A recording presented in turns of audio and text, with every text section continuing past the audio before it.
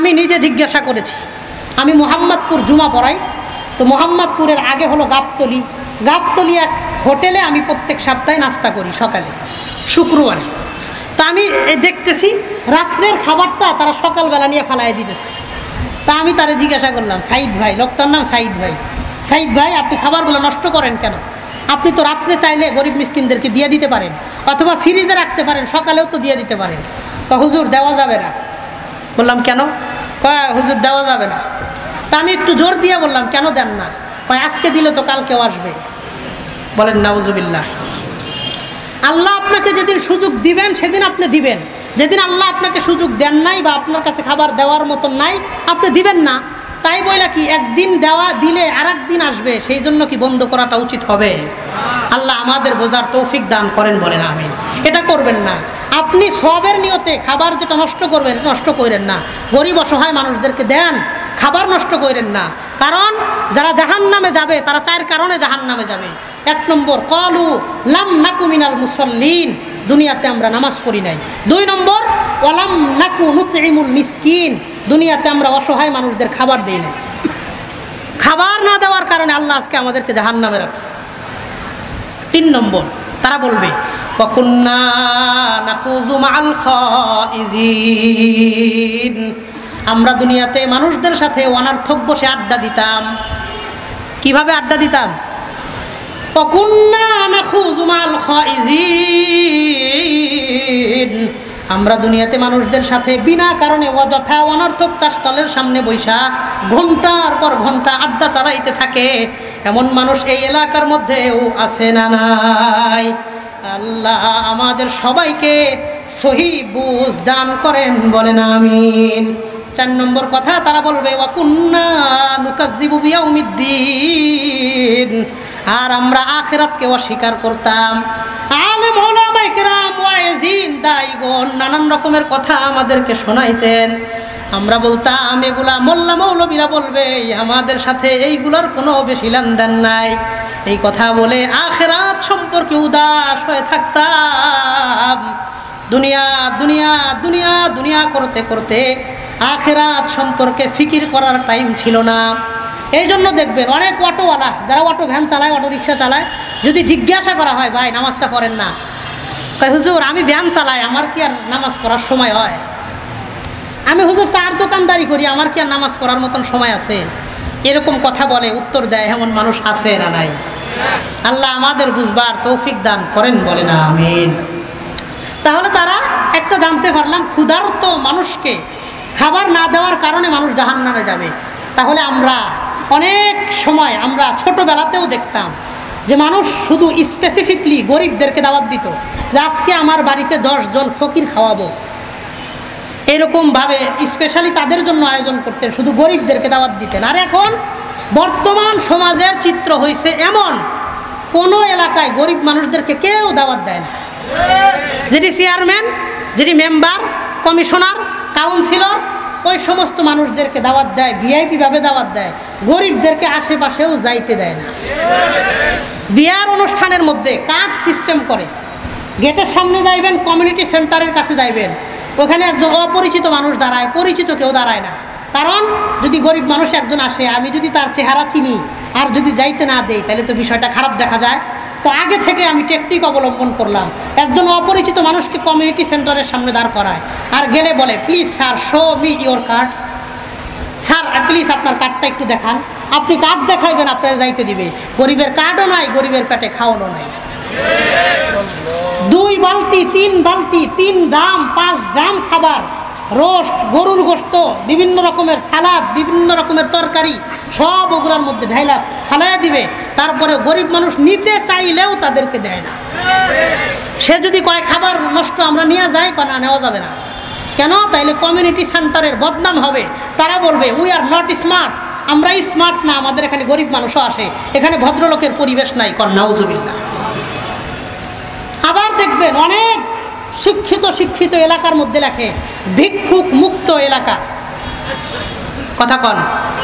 তার মানে এই এলাকায় ভিক্ষুক আসাও নিষেধ, ভিক্ষুকদেরকে দান করাও নিষেধ, ভিক্ষা করাও নিষেধ।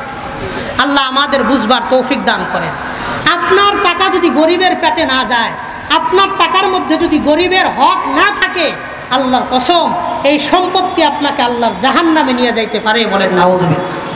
এই জন্য আমার সাথে একবার অনেকগুলো আয়াত হাদিস আপনাদেরকে বললাম, সামনে আরও বলবো ইনশাআল্লাহ। বাকি আমি অনুরোধ করব, সপ্তাহে পারেন অথবা না পারেন মাসে একদিন একজন গরিব, একজন বিধবা অথবা একজন ইয়াতিম, এই 3 শ্রেণীর কোনো একজন মানুষকে মাসে একদিন হইলেও ডাউল ভাত অথবা আলু ভর্তা দিয়ে ভাত হইলেও খাওয়াবো ইনশাআল্লাহ। রাজি আছেন ইনশাআল্লাহ? আপনি বাড়িতে আইনা না খাওয়ান, আপনি টাকা দিয়ে দিবেন, শুক্রবারে যে কোনো এক মাসে একদিন ভাই আপনি এই টাকাটা দিয়ে কিছু খাইয়া নিয়েন, এই কথা বলতে পারবো তো ইনশাআল্লাহ।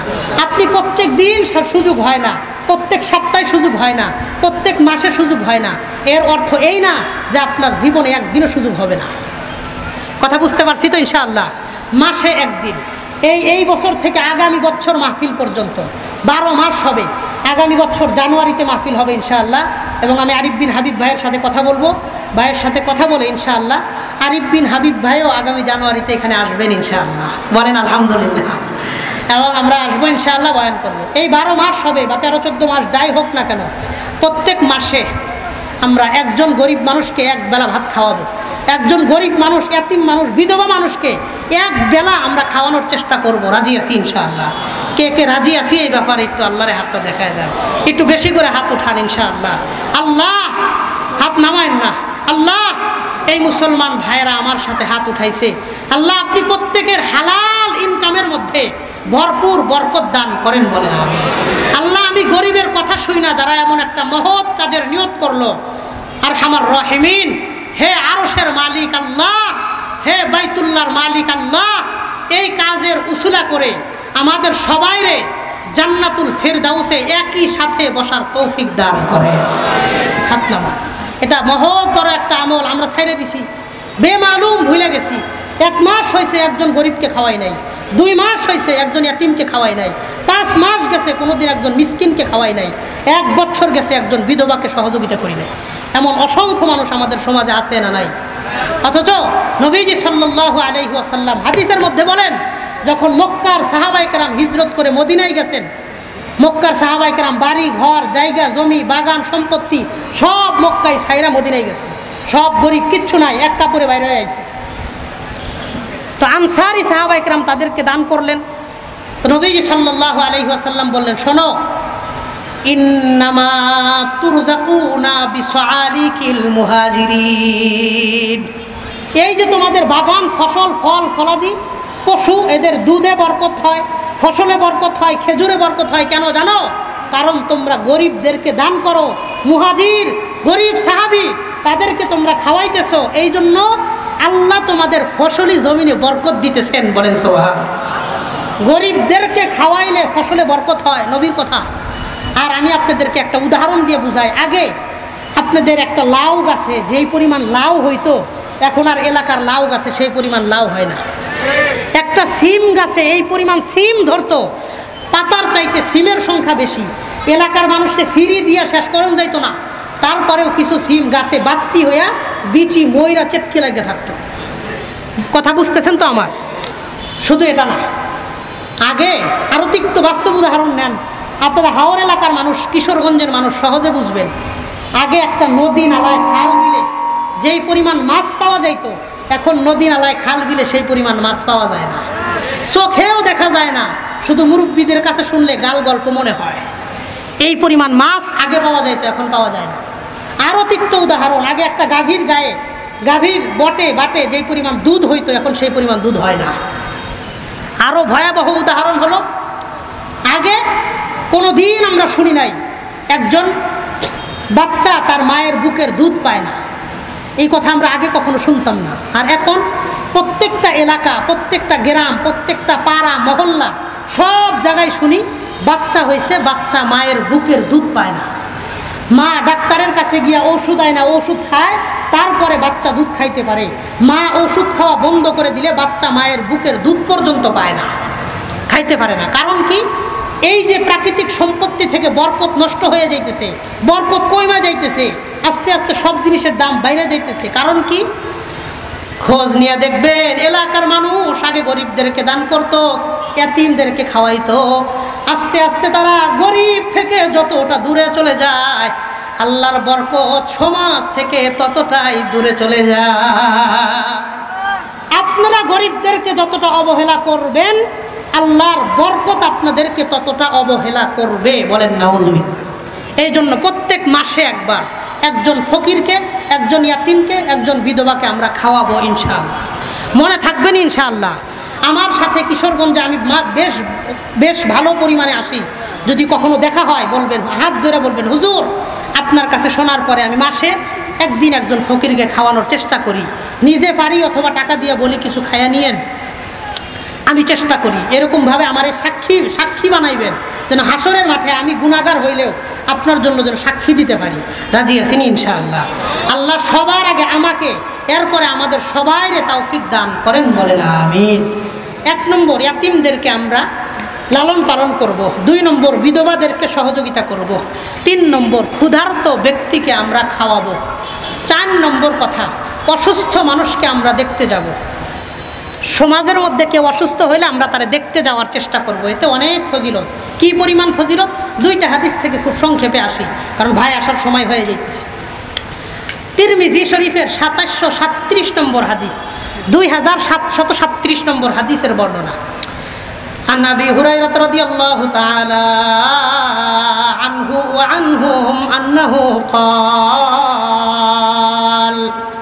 আবু হুরায়রা রাদিয়াল্লাহু আনহু বলেন, قال رسول الله صلى الله عليه وسلم, আল্লাহর নবী বলেন, লিল মুমিনি আলাল মুমিনি সিত্তু খিসাল, একজন মুমিন আরেকজন মুমিনের উপর 6টা অধিকার আছে।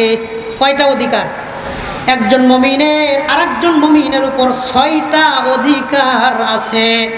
1 নম্বর নবী বলেন, ইয়াউদুহু ইযা মারিযা, অসুস্থ হইলে মুমিন আরেকজন অসুস্থ ভাইকে দেখতে যাবে। 2 নম্বর ওয়াশহাদুহু ইযা মাতা, ওই লোকটা যখন মারা যাবে তার জানাজা পড়তে যাবে। 3 নম্বর ওয়ায়ুজিবুহু ইযা দাআ, লোকটাকে দাওয়াত দিলে মুমিনের দাওয়াত মুমিন কবুল করবে। 4 নম্বর ওয়ায়ুসাল্লিমু আলাইহি ইযা লাকিয়া, মুমিনের সাথে যখন মুমিনের সাক্ষাৎ হবে মুমিন মুমিনকে সালাম দিবে। 5 নম্বর নবী বলেন, ওয়ায়ুশাম্মিতুহু ইযা আতাসা, আর হাসির জবাবে মুমিন মুমিনের হাসির জবাব দিবে। হাসি আসার পরে যদি মুমিন বলে আলহামদুলিল্লাহ, তাহলে আমরা জবাবে বলবো ইয়ারহামুকাল্লাহ। মনে থাকবেন ইনশাআল্লাহ। 6 নম্বর তিনি বলেন, নবীজি সাল্লাল্লাহু আলাইহি ওয়াসাল্লাম বলেন, ওয়ায়ানসাহু লাহু ইযা শাহিদা আও গাবা।